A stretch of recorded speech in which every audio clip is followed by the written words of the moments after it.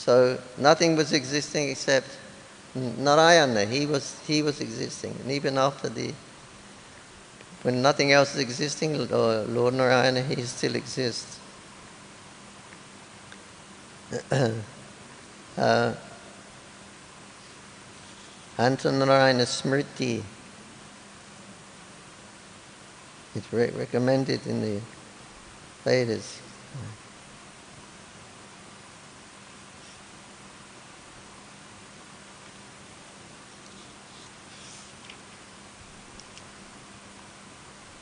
Yeah, one who at the end of his life remembers Narayana attains the perfection of life.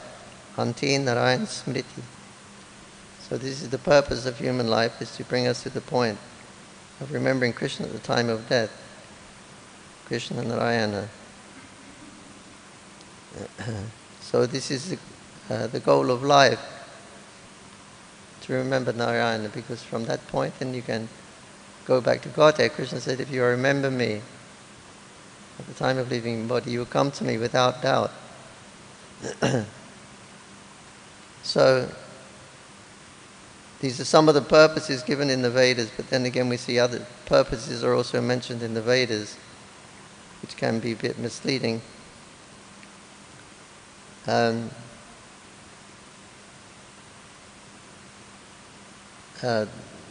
They have something called Rini and Kinkara. Rini means debtor. So the Vedas have a conception that you are born a debtor. You have 6 debts to pay back at birth. Your mother who's just given you the support and food and everything for the last so many months in her belly.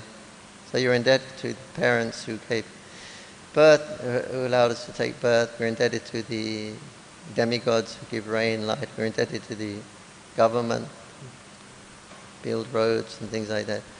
We're indebted to the sages, the family sage, family lineage with certain gotras who disseminate knowledge. So like this, we are born debtors. We have a debt to pay, and the purpose of life, according to some of the somewhere in the Vedic literatures, it points out that you're born a debtor. That now the purpose of your life is to pay back this debt. This is considered human form of life. So you want to wind everything up, or you want to stay here in the material world as the enjoyer, then follow this system. So it's a good system if you want to stay in the material world. Not a good system if you don't want to stay. So not many people want to go back to Godhead. We didn't come to the material world to go back to Godhead. We left Godhead. We came here to imitate the enjoyers. So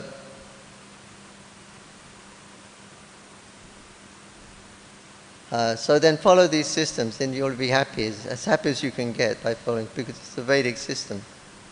And the Vedic system is a purifying process.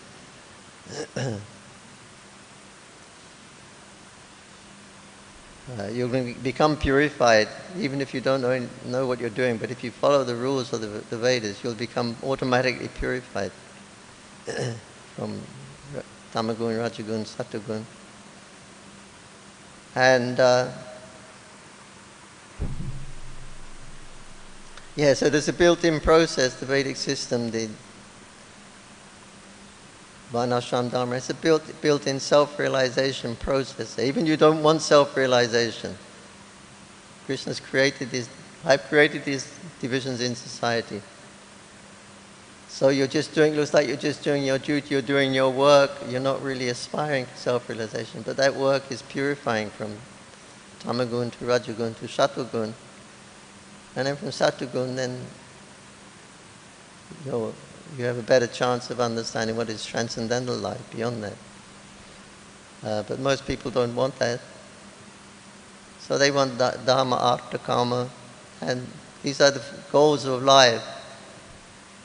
Dharma, artha, kama, economic development, sense gratification,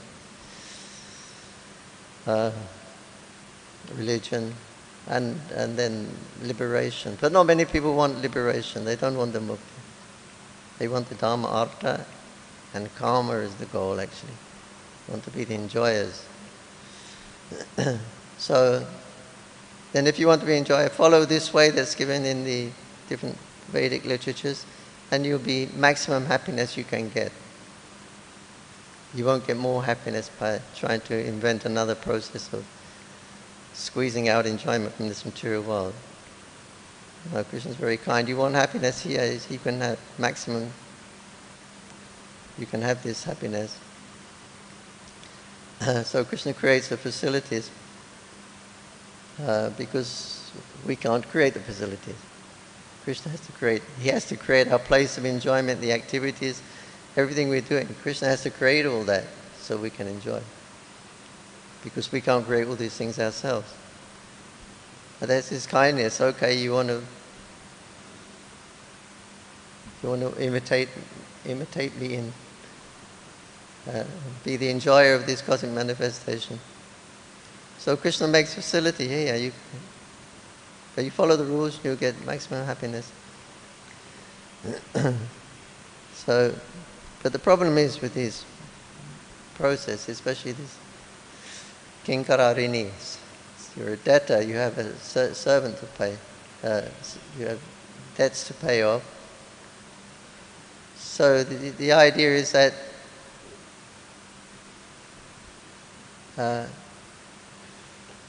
you pay off the debts, just like you worship the demigods because they're giving heat, light and everything like that.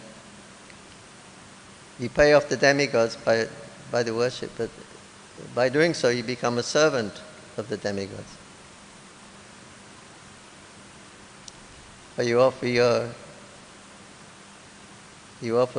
foodstuffs to the pitras in the Shraddha ceremonies. And in this way you become servant of the pitras. So all these, you're paying back your debt, but as a result of that, you become a servant. And then when you leave your body, whatever you're thinking of at the time of death, or what the accumulation of all your thoughts and activities, that will determine your next body. So you become a servant of the demigod, servant of the pitras, servant of the... So that means you have to come back and take birth again. So you're damned if you do, you're damned if you don't, as they say. There's no way out.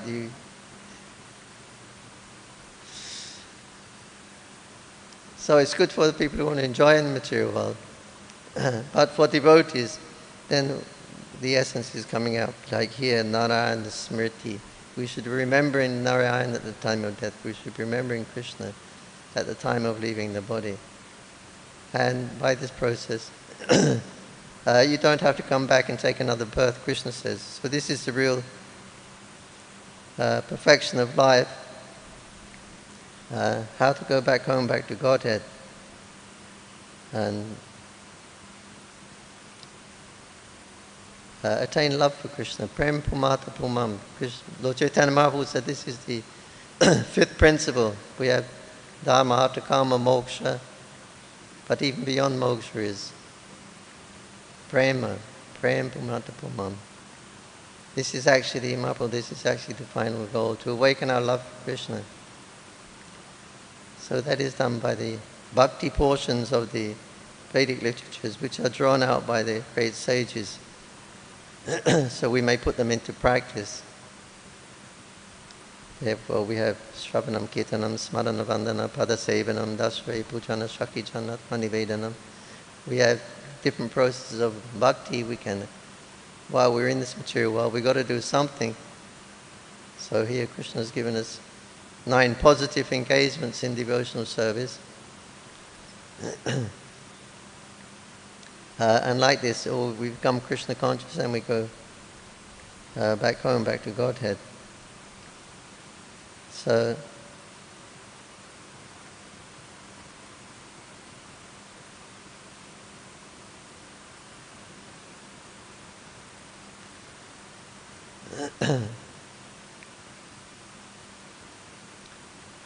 there's a nice meditation. It's from the Hari Bhakti Vilas. And it's a meditation on Krishna and his energies. So also, we use it for puja, for meditation on Krishna in Vrindavan. It's in the printed in the Pancharachika Pradipa, deity worship book. And there it's given a description of Krishna along with these different potencies and energies, which is what we're talking about the last few weeks. And he gives a description of Vrindavan Dham, the trees, the flowers, the birds and bees. And like all those in Shantaras. And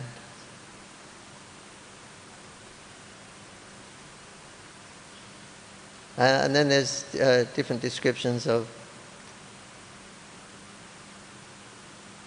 the demigods. There's Krishna, or it's describing the beauty of Krishna, how he is depicted by the different great sages. Vishwanath Chakravarti Thakur says that the great sages, they have this revelation of Krishna and his pastimes. It's their revelation. And that revelation they write down, and that becomes Shastra. It's the realizations of great sages. So then we get to read those quotations from the great sages, and they give us inspiration and direction how we also can become Krishna conscious, engage in Krishna's service, in Krishna's activities. So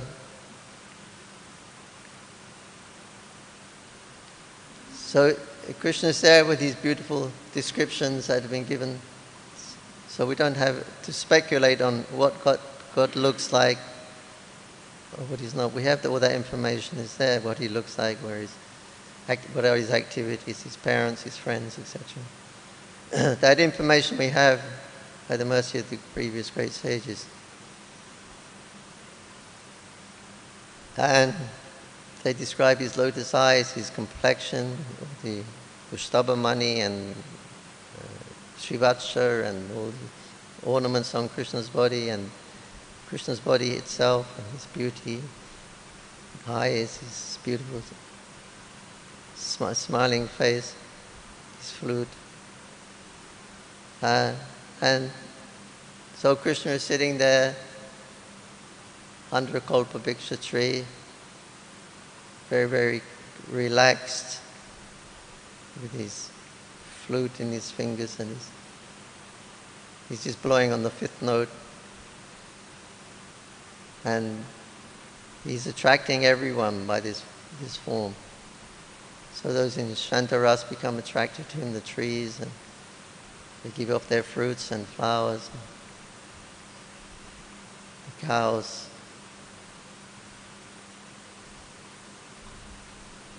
The cows come toward Krishna's in the center, and all these different devotees are around in different in different relationships. But Krishna is the center, then you get those in Das, then you get those first in Shantaras, and then you get those in Dasras.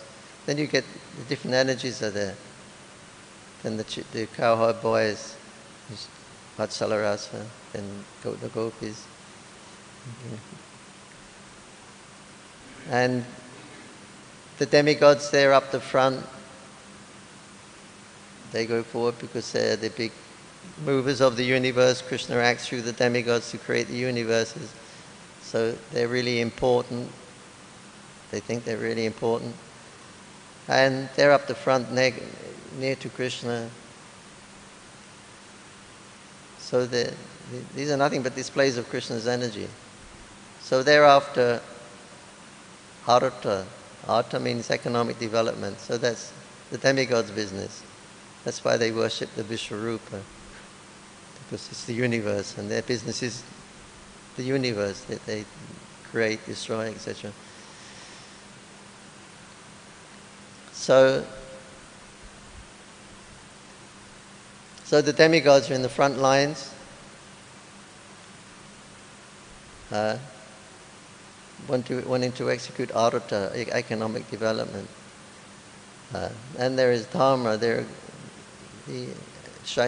potency, the energy of dharma is there. And you get the great sages and rishis who give knowledge in different sampradayas are coming down, and they disseminate knowledge. And you have your family gotra in India, of course. You have your family gotra, the family sage, and generally they follow that line of teaching, Kapila, etc. The different great sages who have these different sampradayas and got family gotras. Yeah, the knowledge coming from certain sages that's handed down in the families. They have their gotra. So they're big universal sages, universally respected sages. And they think we're doing really good because we give knowledge, and they are doing good. We give knowledge throughout the universe, transcendental knowledge also. We give all types of knowledge we can get, so we really are thinking of the welfare of people in general. So it's a really important position for us. So somehow or another they got that position through pious activities. And they're in charge of dharma. And those who want sense gratification, they're on the next line. And this is your Gandharvas, your Kinnaras, your Charanas, these Vidyadharas, Apsaras. These want enjoyment. These bodies, you get lots of enjoyment. So those who really want lots of enjoyment, they can go to become a Gandharva or something like that. So they're all intent on enjoying, but they're dancing and playing musical instruments. And so there's different grades of Krishna. It's surrounded by different grades of energies. And there's the big bulls there in Shantarasa, and they hear Krishna's flute playing, and they lift up their noses and they flare their nostrils. They're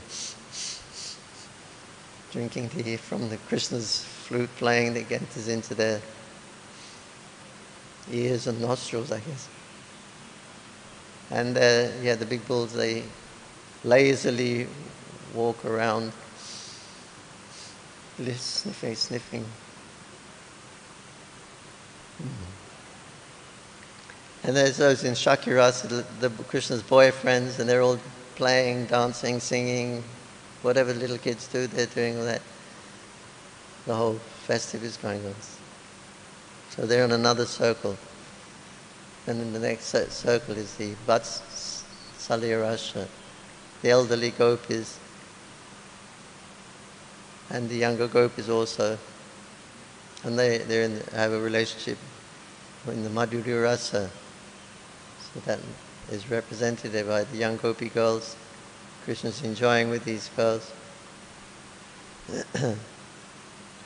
And they're approaching Krishna. Everybody's approaching Krishna because he's playing his fifth note, and it's just so they're all being drawn to Krishna. And the gopis are trying to go, but they're trying to restrain themselves also. So they're looking down very bashfully, looking at Krishna, but looks like they're looking down, but they're looking with half-closed eyes. And because of their relationship with Krishna, different parts of their bodies are trembling. Their waist is trembling, the bells tremble, and ankle bells also are trembling. They're trying very hard to suppress these symptoms in the presence of all the other living entities there. But like this, they move forward very, very slowly, shivering and seeing the beauty of Krishna, is awakening their conjugal desires. So what it is a picture of God surrounded by his different types of energies. That's the meditation.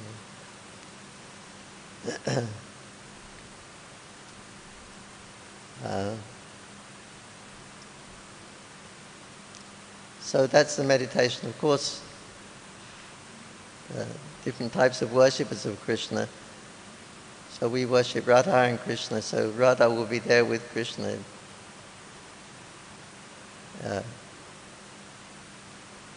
For the devotees of Vrindavan, Radha Krishna.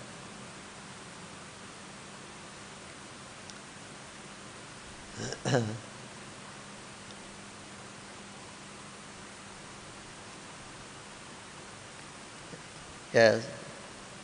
He says, of all the beautiful things in the Rig Veda, of all beautiful things, Krishna,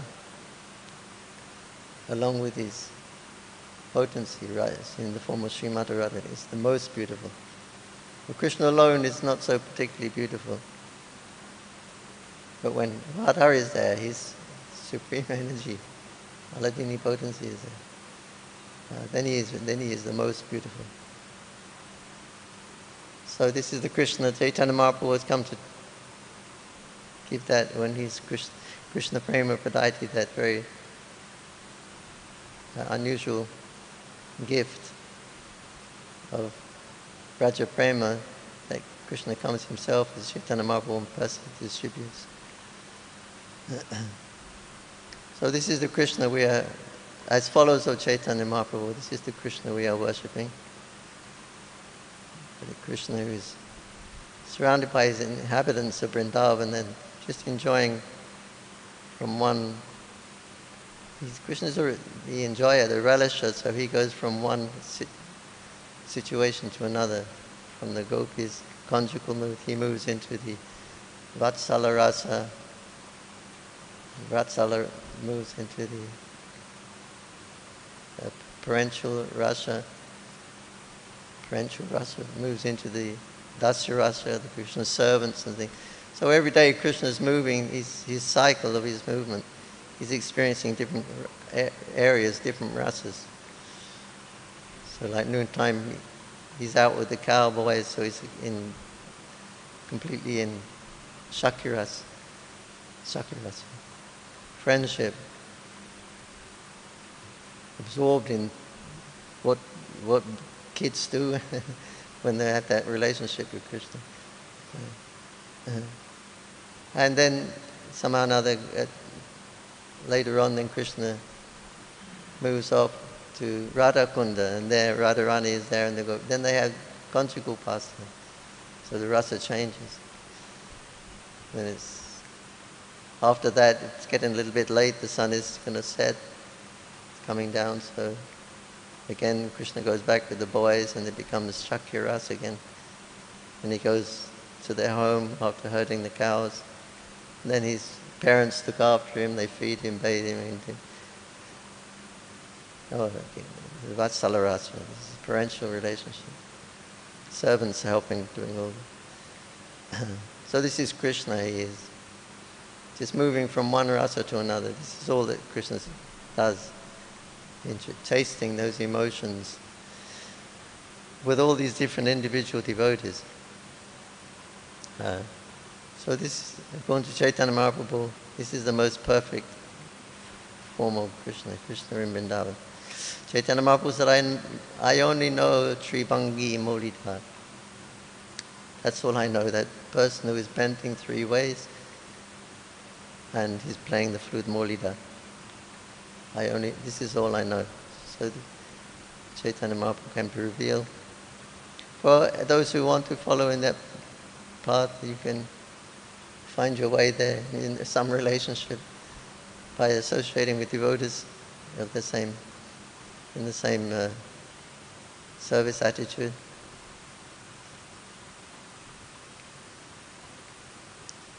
Yeah, so this is what Prabhupada is teaching us. Develop your relationship with Krishna, a relationship with Krishna. Then when you leave your body, you'll get that form suited to that relationship. Prem Pumata Pumam. Then that's the final goal of life. When we're engaged in our constitutional natures as the eternal servant of Krishna. Hare Krishna, Krishna Krishna, Hare Hare, Hare Rama, Rama Rama. Srimad Bhagvatam ki, Sri Prabhupada ki jai, Samaveda Bhaktivinoda ki jai, Nitai Gaur Premanandi. Hare Krishna. Thank you.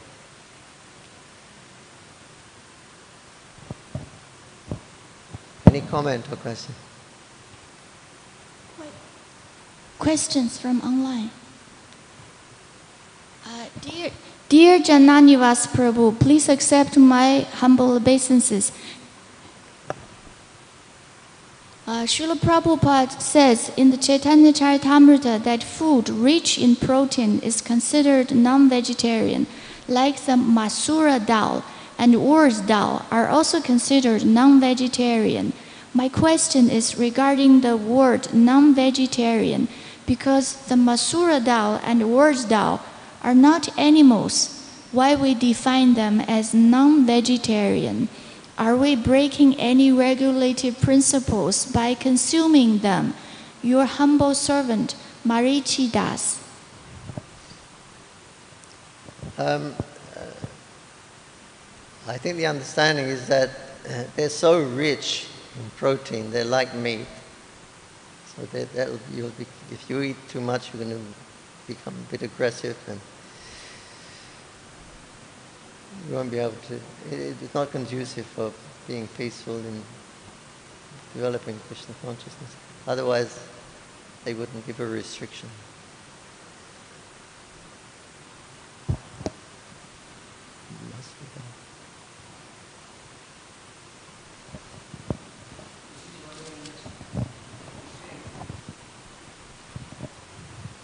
As far as my knowledge goes and memory, I think Prabhupada said something like this. There is a high, very rich with protein, and it is very likely that anybody takes this, especially brahmachari, and get agitated with the Rajaguna affected, shall I say, put rather further.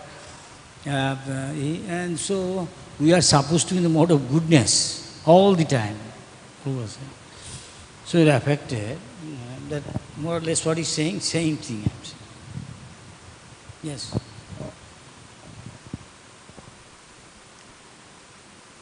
Thank you, Maharaj. My understanding of the restriction of eating them is probably immature, because I only know of that purport where Srila Prabhupada says in the 4th month of Chaturmasya, that's when we're not supposed to eat those things. I'm not aware of Srila Prabhupada, although Maharaj is probably showing a higher truth, but I'm not aware of Srila Prabhupada saying don't eat urd dal, or what's the other one? Masura dal in the other 11 months of the year.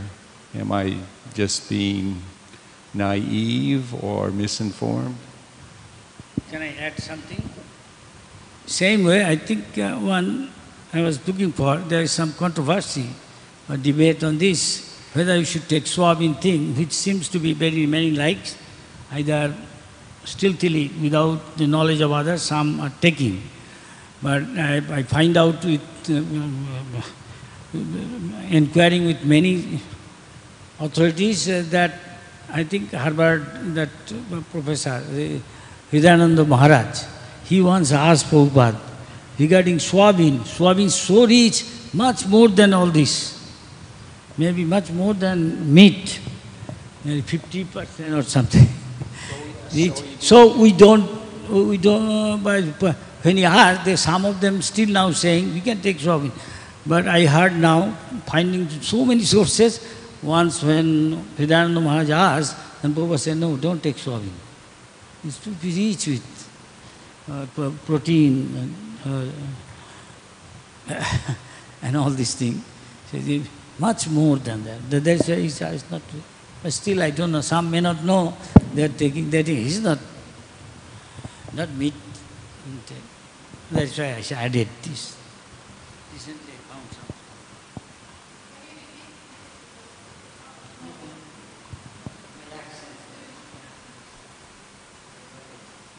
His Holiness the Bhagwami was saying that he was wondering about whether it was okay to eat soybeans or not. And so he asked many authorities, and finally he described one professor, Hridayananda Maharaj, asked Srila Prabhupada once about soybeans because they're so concentrated in protein. Was it okay to eat or not? And Srila Prabhupada said, no, it's best not to eat soybeans, too much protein. But do you mind commenting on my question that I presented you, Jananivasa? What was your question? Are we restricted only the 1 month in Chaturmas, the 4th month from those 2 dolls, or should we ascribe for a higher platform that Maharaj is saying? Is there that they are rajasic and one wanting to become sattvic would avoid them all the time?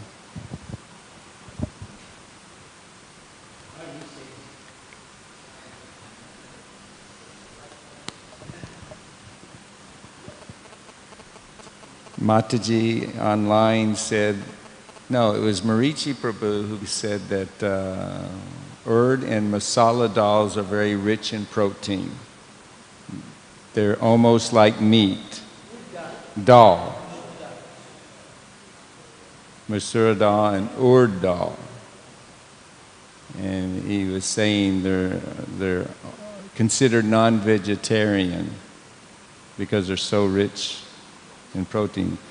So Maharaj is saying if you want to become sattvic, you should avoid. And I was asking, well, I've seen this restriction, don't eat in the 4th month of Chaturmas, but Maharaj is the first one to enlighten me on all year round. One should avoid. So.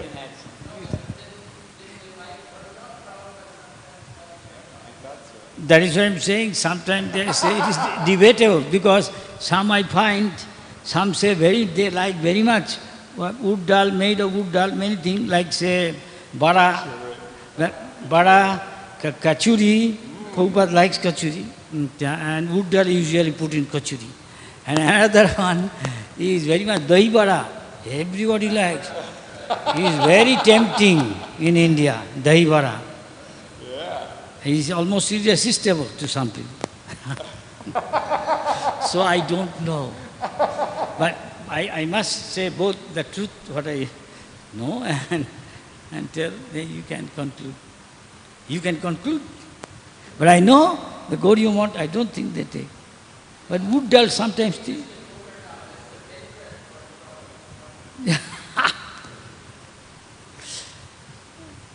Maybe special case. Exception. This is exception. South Indian all were kept, every day they say, wood dal, this they made of barat, dosa, every day giving dosa and idli mixed with this. So it's up to you. Nagi, what will say? Definitely, most of you say that it had a smell like fish, and some those are fish lover, and they'll be tempted. It's acceptable. Those who are fish lover, like fish. His smell is like fish. Some noodles and things, I heard, it is not supposed to be ice powder or suji, semolina. But some, knowing this, they like some people, I heard, of course, some country like third world, the scale of the fish, they dried up, and the powder mixed with rice, when they make these noodles, very thin one, so that they like it, attracted. Some secret. This is the down to earth, the reality. Hakikat.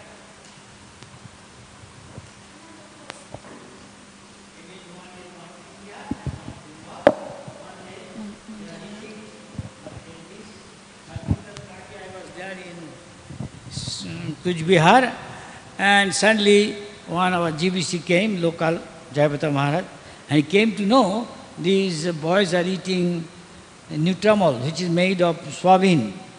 Maharaj, soybean, make like a chunk, like a meat, minced meat. So the Maharaj saw, he said, Subha Maharaj, you allow this thing?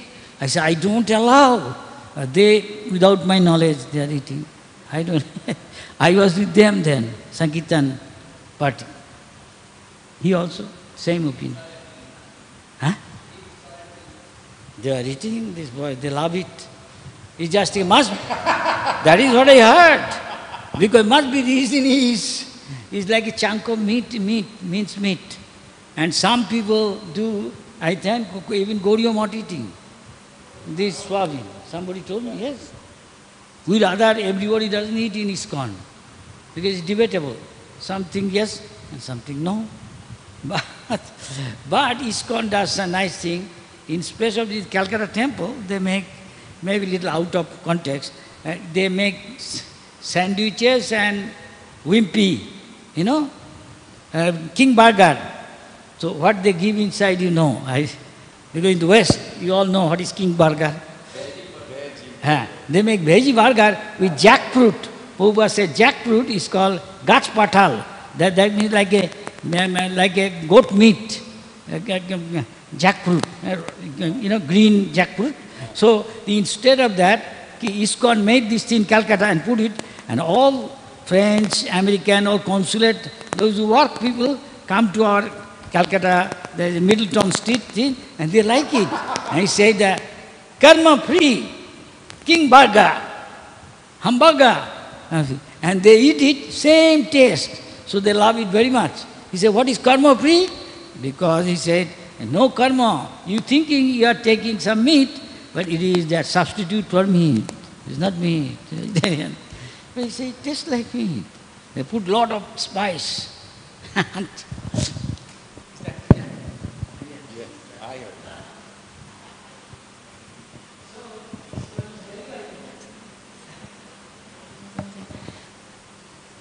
Hare Krishna. Marichi Prabhu asked another question about Chaturmasya, and he's asking about shak. He says, Dear Jananivasa Prabhu, please accept my humble obeisances. During the first month of Chaturmasya, we are requested to abstain from eating shak, spinach, and green leafy vegetables. Can you please clarify if we should abstain from eating only spinach? What about the other great varieties of green leafy vegetables? Please, if you can enlighten us on this subject. Thanks. Your humble servant, Marichi Das.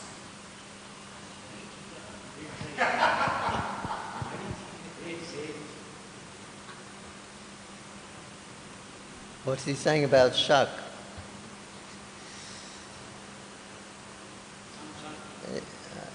My understanding was similar to there is another very rich food, which if you're practicing austerities. Okay. Well, my understanding was that it's a very rich food, but very rich. So may not be very peaceful. For brahmacharis, if they're eating very rich food, it may, more passion will be there.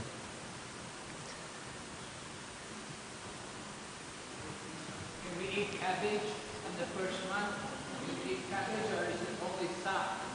Only sack. Yes, only sack. Cabbage is okay. Cabbage is the vegetable. Cabbage, lettuce, these kind of vegetables. Can we eat these in the first month of Chaturmasya? What about seaweeds, Japan? Seaweeds. It says sack. It says sack. Usually it says sack. So people say it's only spinach. Cannot eat. But so what about some people say no, it's all green leaves. You cannot eat cabbage, cannot eat lettuce. But lettuce, you make lettuce salad. Prabhupada said it's food for animals, and it's salad. Some people say because it's a rainy season and the insects crawl on the green leaves, and when you pick the green leaves, so it kills all the insects. So he said shouldn't eat the green leaves at this time during the rainy season. Yeah. So is this all the green leaves? I don't know. I asked one, Damodar Maharaj, Prabhupada's godbrother, Pujari. He said a similar thing. There's lots of bugs. They come out that time of the year. And they affect, like, don't eat brinjal and things like that. They get sometimes affected by different bugs. Poka.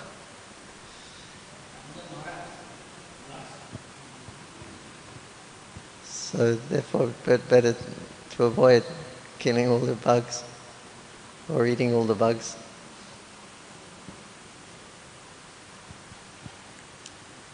It's something for everyone. People, they're used to eating meat, and suddenly you're going to stop them eating meat. Or so it could be like a substitute. You can't be too strict, 100%. So what is the substitute for eating meat? What's the substitute for eating shak? Otherwise the vrata will be too severe for lots of people. There's Chaturmasya vrata. In Chaturmasya, once, long back, I don't know, maybe Prabhupada after disappearance, once here somebody went to consult, not Damodar Maharaj, but Siddhar Swami. The Siddhar Maharaj, we have got in ISKCON so much shak, abundant, so we'll throw it away. He said, this is dham shak, this rules and regulation, not so strict. You can take it, Mahaprabhu's kripa, nothing will happen to you. Use it. I was there, Siddhar Swami, the Chaturmasya time, maybe. Long back. Bhaktivinoda Thakur. Then Prabhupada was not there. Then we had got abundant shak in the dham, in the field. Then he went, maybe Nitai Chand. As far as I remember, maybe he took me because I know Siddhar Maharaj. Then Siddhar Maharaj said, dham shak, why you throw away? Mahaprabhu's mercy, take. He said, but this is the time you should not take shak. Forget it. Doesn't matter. I think Bhaktivinoda Thakur or Bhaktisiddhanta Saraswati Thakur, he said that you eat foodstuffs that are grown in the dham, it awakens your service attitude towards the dham. Yes. Yeah. Bhaktisiddhanta Thakur liked it. That if somebody dham product, take him when he is in Agra, Bombay, some devotee, just like Prabhupada like potol here. And he likes it very much. He said, dham product if you take, you will have attachment to the Dham, attachment to Mahaprabhu. Forget all these rules and regulations. Doesn't apply. It's exception. Yeah. Just like Prabhupada also said, Vrindavan Dham, don't care, even outside you eat something, doesn't matter. Here I don't know whether he says Prabhupada. Vrindavan I heard. Prabhupada said, these are all Dhambasi. Cooking doesn't matter, you can take. The devotees used to go to Loi Bazar, take, drink, rabdi. If I may, Prabhu, Marichi seems to have a theme in the two questions he's asked, and it relates to tapasya, voluntarily declining sense pleasures, etc., and that's emphasized in Chaturmasya. It's emphasized in the human form of life. That's a basic principle.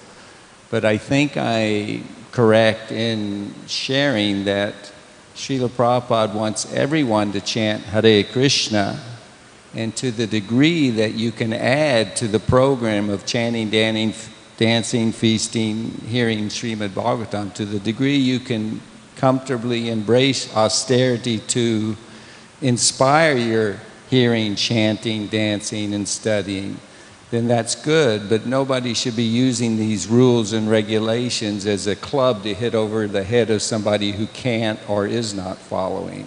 So whatever you're comfortable, then set the example. Become Das Raghunath Goswami if you can.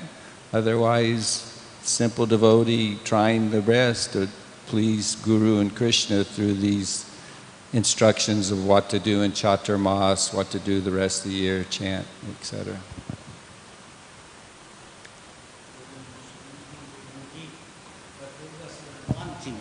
Everyone, Prabhupada say, Gaudiya Math, they have got so much restriction on this Chaturmasya. So many things they don't eat. Even coming here, in invitation I remember, and they find we are eating this, and they are shocked, they won't eat. Yes. Potal, begun. Yeah, so many things. So many things. Because tomato also in Jagannath Puri, so many things, there anything foreign, they don't take. Then we know what the things we should not eat. Even potato, which Prabhupada likes very much, he's a king of all vegetables. Prabhupada said potato.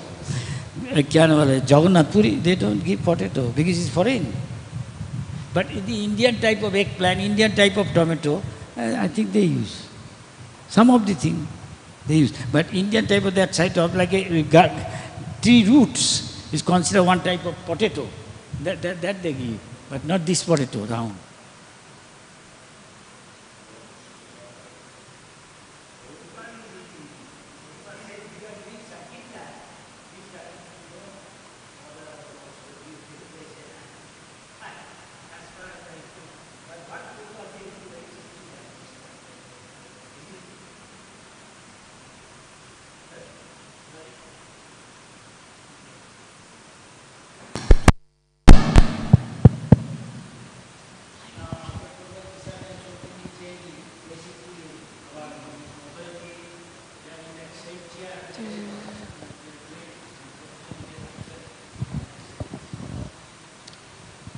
When I point these things, some of the higher authority get very upset. I say, Prabhupada said, these things don't change. If you change, what will happen? This is change. Why are you saying? Prabhupada asked me to tell. What can I do? Guru's order I have to tell. You are changing, and this will be the consequences. This is change. So, what can we have to tolerate? I don't want to mention. You may know many things change. So many things change. If you want to go, you will be nipped in the butt.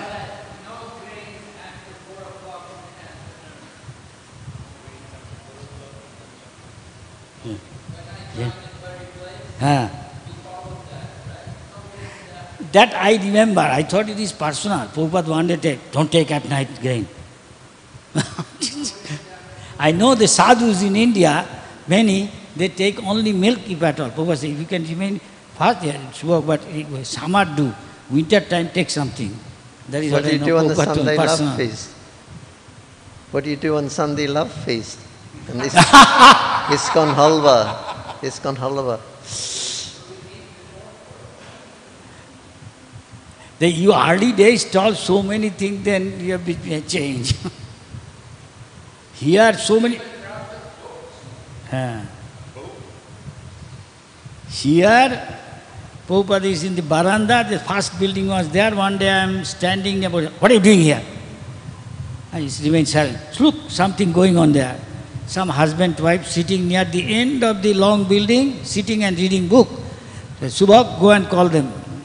He say, don't do it here. At home you read together. They looked at us strange. Prabhupada said, there are many brahmacharis, I don't want they see you. He may have desire that one day I will get married, or with my wife, I will read book. There's so many, now where this you tell me? Now they are coming in, don't mind anybody, householder, coming in bike, coming in cycle with husband, wife. Prabhupada said, not allowed all this. This is what I don't know whether he remembers. He is before me came here. This is what I saw personally, Prabhupada, in front of me doing. So Subha called them. There is Mayapur, of course, a western country. I was surprised when I very place saw the brahmachari and brahmachari living in the same temple. But I didn't tell Prabhupada this. I cannot think of as an Indian. I saw, I associate with monks and from my childhood. So to me it's very... Then when I saw their purity, they are sitting down as brother, sister, like they eating all these things. And I accepted it. For me. Yeah, at that time they are very pure. Sitting side by side, like brother, sister, and maintaining some rule. He got same time, took initiation with me, sitting together.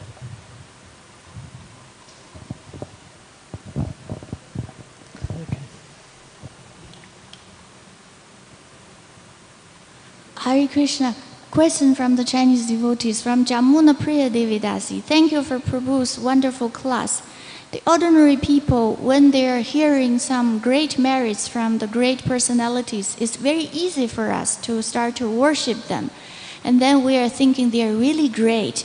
But when the non-devotees, when they are hearing Krishna's pastimes, they would be thinking everything is simply mythology.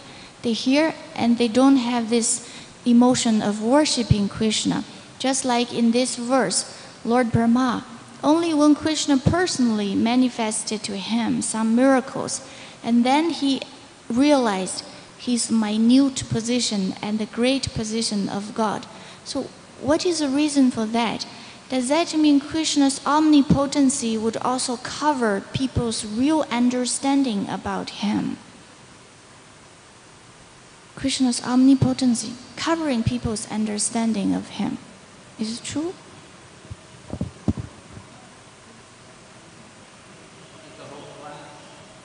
Yeah.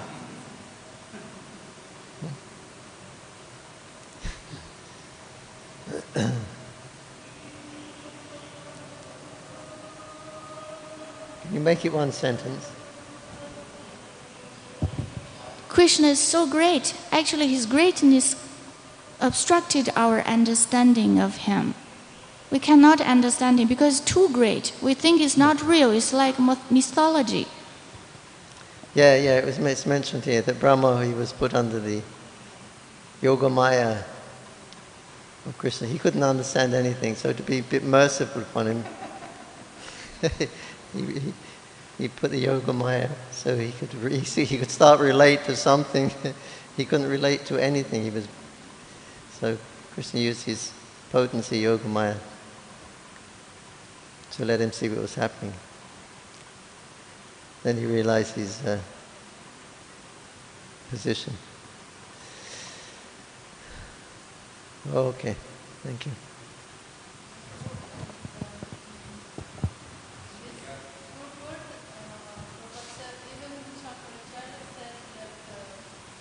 Narayana.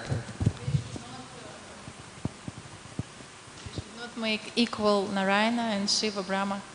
But sometimes Prabhupada chastised the philosophy of Shankaracharya and all this Mayavada philosophy, but sometimes he used Shankaracharya name like to confirm something.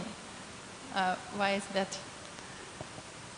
Yeah, he's using Shankaracharya's name. Even Shankaracharya is admitted. Prabhupada using his name.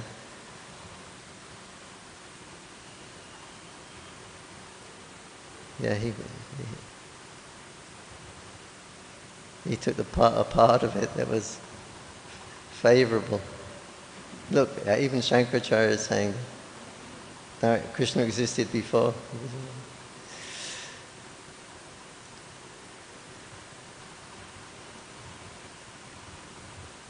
That was, I don't know, what was the question? Was it an On one answer? hand, he always chastised the philosophy of Shankaracharya, this Mayavada philosophy, and sometimes he used Shankaracharya as a confirmation for that Krishna is the person and he is above everything. Why? It's interesting why he's doing. Yeah.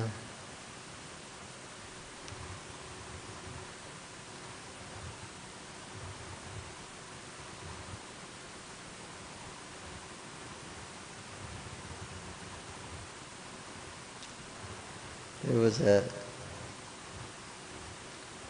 we're on the Nabadidam Prikram at Shankarpur.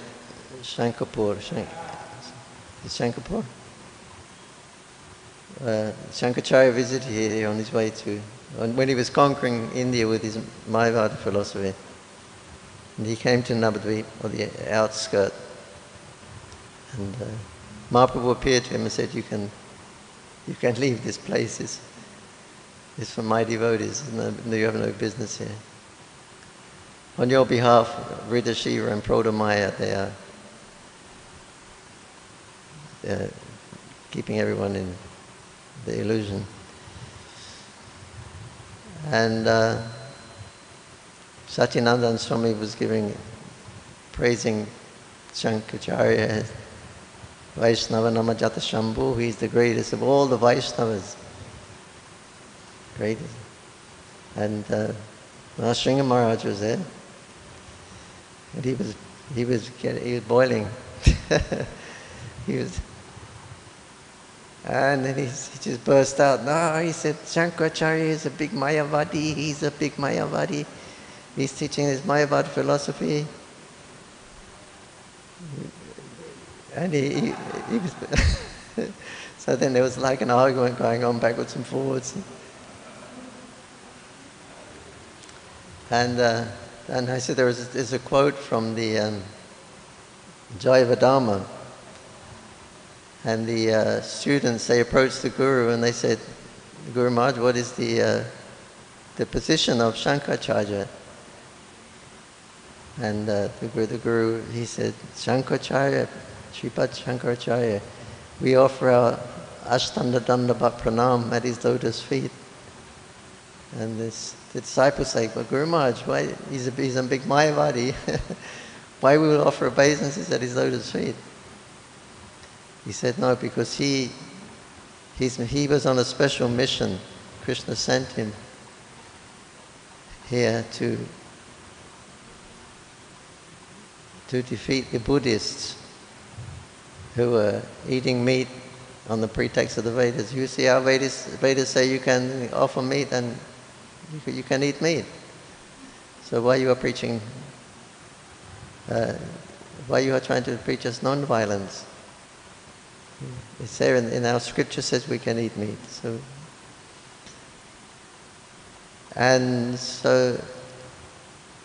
then Buddha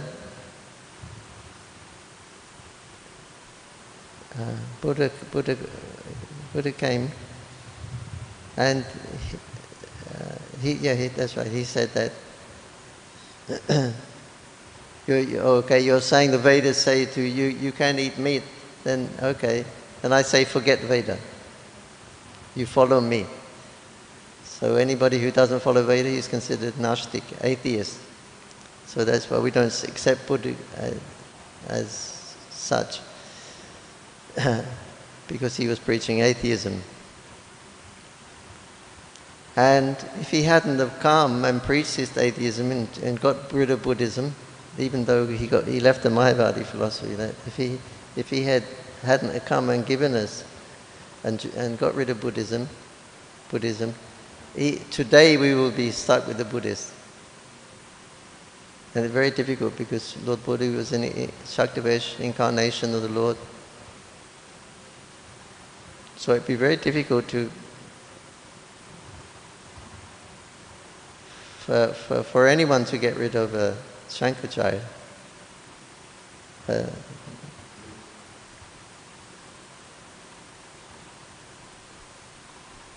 So we would have that problem even today. That would be opposed. The Buddhists will be opposing us. So therefore, Shankaracharya, he came with a similar philosophy. One is Buddhism means there's no God. They're honest. They say there's no God. That's it. But the Mayavadis say there is a God, but he has no hands, he has no legs, he has no head, he has no. Same thing practically. But if Shankaracharya hadn't come and driven the Buddhist philosophy, then we'll be stuck today with atheism. At least Shankaracharya, he adopted the Vedas, although he misinterpreted. Said a few things in Vedavyas, made some mistakes here and there. But at least he brought people back to the Veda, along with the impersonal philosophy. But that's why he said where our baseness is. Andabat Pranam. Yeah, otherwise we would have that problem today, trying to get rid of Buddhism that was established by a Shaktivesh avatar.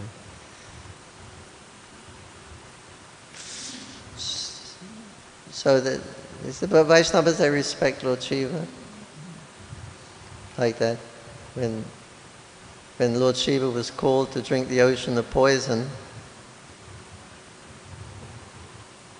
he kept it in his throat because it was very, very poisonous if he allowed it to go down. So he kept it in his throat. That's why his throat went blue color.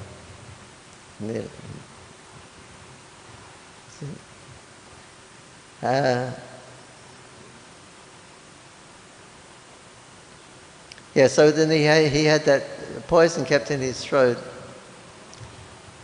So you have to counteract that poison.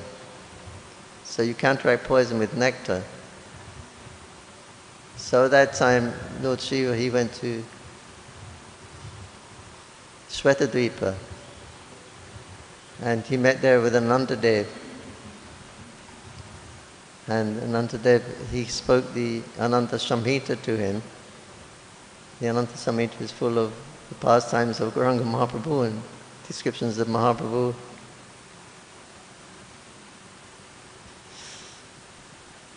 And so he drank that nectar of Navadvip Dham, and that counteracted the poison of the from the ocean. It churned from the ocean. The poison came out. So Lord Shiva is a great relisher of Krishna Bhakti. Wherever Ram is there, Shiva will be there. Wherever Krishna is, he'll always be around glorifying the Lord. So we see that aspect of Krishna when he says we shouldn't think that we shouldn't consider the demigods like Lord Shiva or Lord Brahma on the same level as Vishnu. Right? So that side of the demigod side, generally it's done through, Shiva does it through the 11 Rudras.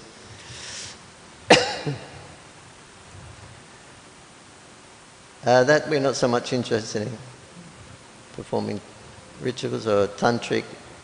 Lord Shiva writes the tantras, and this it's very, very materialistic. People who want to enjoy in this material world and power and cities and things like that.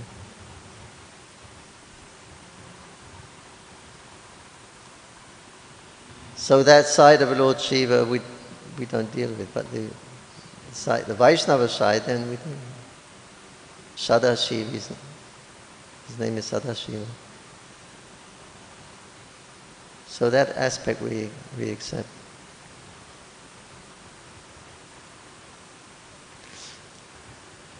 Hare Krishna, Hare Krishna, Krishna Krishna, Hare Hare Rama. You broken fast? You better hurry up.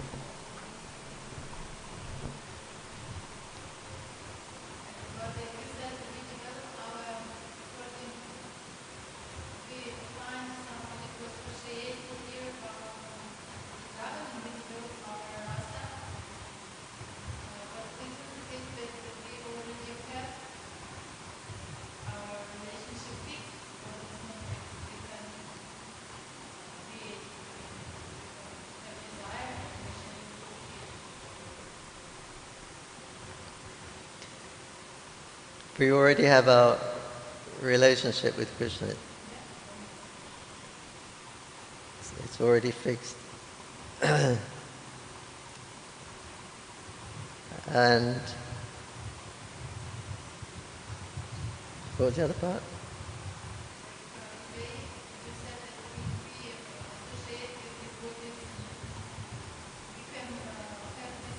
Oh, okay.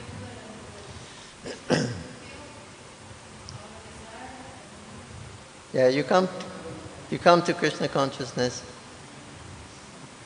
and the first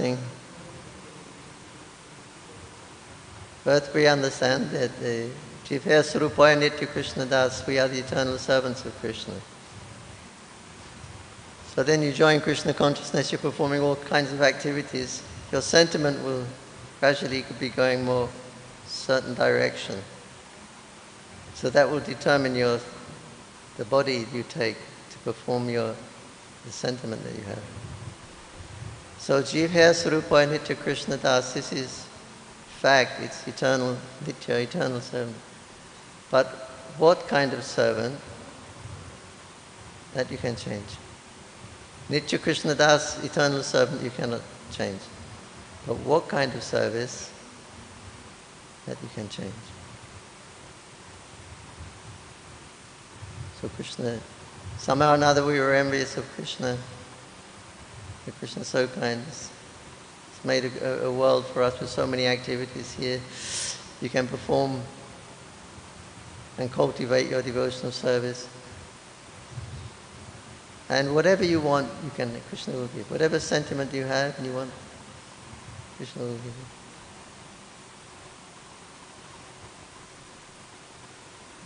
So that comes through devotional service, and according to the particular sentiment that you have and how strong it is, then you'll obviously be following that way. So servant, you never stop serving. Whether you know your Srup, or you don't know, or you're a neophyte devotee or an advanced devotee. Nobody forgets their eternal servant of Krishna. Ekliya Krishna Shabdya. Krishna is the only master and all others are his servants. So they're saying again and again over this part of Bhagavatam that Krishna is that original person, and even Lord Balaram is the servant of Krishna. Hare Krishna. Thank you.